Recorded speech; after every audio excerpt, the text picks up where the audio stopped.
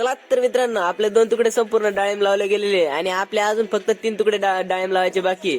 तर आपल्या सोबत भाऊ पण आलेला आहे डाळिंब लावण्यासाठी.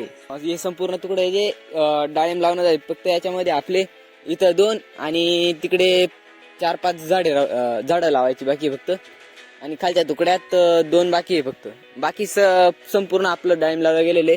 उद्यासाठी हे 2 तुकडे लावायचे, घरच्या घरी लावून टाकायचे आणि परवाच्या दिवशी हे जे खालचं तुकडं आहे ते परवाच्या दिवशी लागून जाणार आहे. आपल्याकडे 16 कॅरेट होत्या डाळिंबच्या रोप्याच्या आणि 5च कॅरेट संपलेल्या आहेत 2 तुकड्यांसाठी.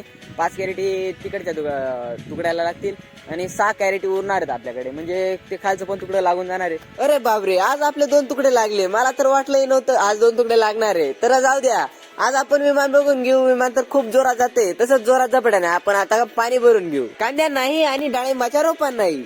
आपण आज डाळिंब लावलेले होते कांद्यांमध्ये आणि आजच लगेच पाणी भरायला सुरुवात केली. बघा डाळिंबाचं रोप पण चांगलंच एकदम टवटवीत दिसायला सुरुवात झालेली आहे. त्याच्यापर्यंत खालून पाणी पोचलेलं आहे आणि 10 वाजलेले. आता आपला अर्धा तुकडं भरणं चालू आहे आणि आता आपल्याला हे तुकडं भरल्यानंतर खालचं तुकडं भरायला सुरुवात करायची. आणि तुम्ही विसरू नका की आपल्या अजून 3 तुकडे डाळिंब लावायचे बाकी आहे आणि आपण ते लावणारे आहोत. ते बघण्यासाठी तुम्ही लाईक करा आणि सबस्क्राईब करायला अजिबात विसरू नका. भेटू आपण नेक्स्ट व्लॉग मध्ये लवकरच. जय श्रीराम.